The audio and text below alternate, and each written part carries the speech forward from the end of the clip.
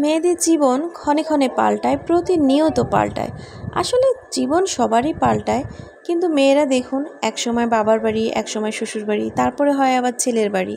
তো যাই হোক, আজকে আমার বাসাতে এসেছে হচ্ছে আমার শ্বশুর বাড়ি থেকে কিছু জিনিস, অর্থাৎ আমার শাশুড়ি এগুলো পাঠিয়েছে। আর এগুলো আসলে কি বলবো, আমি তো বলবো এগুলো ভালোবাসায়, কারণ কুষ্টিয়া থেকে ঢাকাতে মনে করে হচ্ছে এগুলো গুছিয়ে গুছিয়ে একটু একটু করে হচ্ছে আমার ননদের ছেলের কাছে দিয়েছে। এবং এই যে মাছ দেখতে পাচ্ছেন, মাছগুলো কেটেও দিয়েছে। এটা হচ্ছে দেশি তেলাপিয়া, যেটা কিন্তু আমার অনেক বেশি পছন্দের এবং মায়েশাও বেশি পছন্দ করে। তো তেলাপিয়া মাছ ছিল এখানে 3-4 কেজি হবে মেবি, এবং প্রত্যেকটা মাছই কেটে কেটে এভাবে দিয়েছে। সাথে ছিল হচ্ছে পুঁটি মাছ, সেগুলো পরিষ্কার করে কেটে দিয়েছে।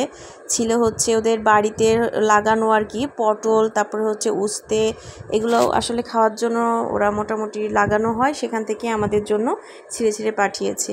মসুরের ডাল পাঠিয়েছিল। তারপরে হচ্ছে এই যে এখানে দেশি মোরগ আছে, আমার শাশুড়ির পালা মোরগ আর কি, সেটাও হচ্ছে যে দিয়েছে জবাই করে পরিষ্কার করে, যেন আমার এখানে কষ্ট করতে না হয়। তো আসলে এগুলো দিয়েছে সেটা বিষয় না, বিষয়টা হচ্ছে যে মনে করে দিয়েছে এবং সেগুলো পরিষ্কার করে দিয়েছে যেন আমার কষ্ট না হয়। তো এটাই ভালোবাসা আসলে।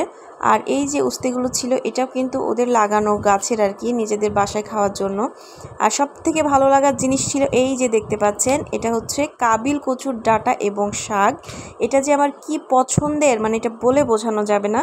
তো এটা হচ্ছে আমার বড় ননদ পাঠিয়েছে, যেহেতু আমার শাশুড়িদের বাড়ির পাশেই হচ্ছে আমার ননদের বাড়ি, তো উনিও হচ্ছে এগুলো সুন্দর করে পাঠিয়েছে। তো ভাবলাম যে আজকে শাশুড়ি যেহেতু এত কিছু পাঠিয়েছে, তো আজকে তার প্রত্যেকটা জিনিসই রান্না হবে। তো এই যে মোরগটা দিয়ে পাঠিয়েছিল আর কি, তো ভাবলাম টাটকা টাটকাই রান্না করি। তো এখানে হচ্ছে মোরগ রান্না হচ্ছে, তারপরে সেই যে ছোট ছোট দেশি তেলাপিয়া যেটাকে বলে, ওটা দিয়েছিল। তো এই যে তেলাপিয়াগুলো হচ্ছে ভাজি হচ্ছে। তো তেলাপিয়া ভাজি হবে, তারপরে হচ্ছে মোরগ ভুনা হবে, আর সাথে পটল ভাজি হবে, আর খিচুড়ি হবে। অর্থাৎ আজকে দুপুরের আইটেমটা আমরা এগুলো দিয়েই করব, যেটা আমার শাশুড়ি পাঠিয়েছে আর কি। আর আজকের ভিডিওটা হচ্ছে শুক্রবারের একটা ভিডিও।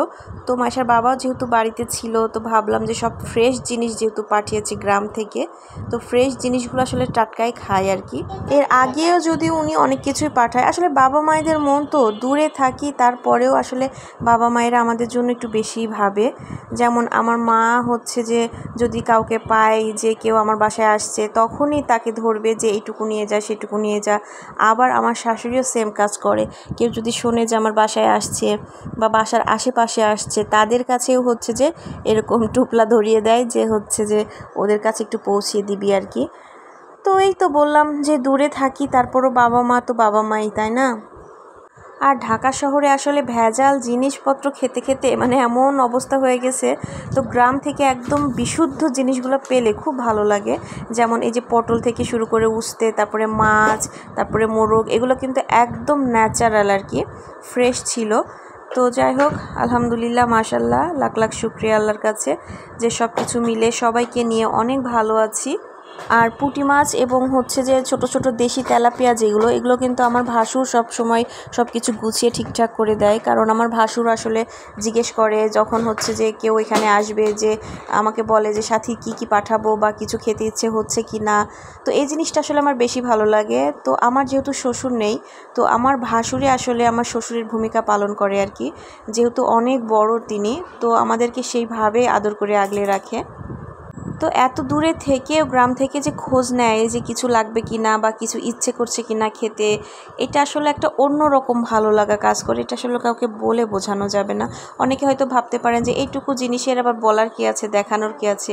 আসলে জিনিস এটুকু হতে পারে, বাট এটুকুর মধ্যে যে কত পরিমাণ ভালোবাসা আছে, সেটা কিন্তু আসলে এই সৌভাগ্যটা যাদের হয়েছে আর কি, তারা একমাত্র বুঝতে পারবে। অর্থাৎ বাবা মা যাদের বেঁচে আছে বা শ্বশুর শাশুড়ি যাদের বেঁচে আছে, সুস্থ আছে, আর তারা যখন দূরে থেকেও খোঁজ নেয় আপনজনের আর কি, তো এটাও কিন্তু অনেক ভালো লাগা একটা কাজ করে। তো এই যে ভাবলাম যে হচ্ছে খিচুড়ি ভুনা হবে, অর্থাৎ ভুনা মোরগের সাথে ভুনা খিচুড়ি হবে। আর সাথে হচ্ছে আমার ননদের ছেলেও আসবে দুপুরে, ওকেও বলেছি আমার বাসায় খেতে। তো আমি, মাইশার বাবা, আমার ননদের ছেলে একসাথেই খাবো।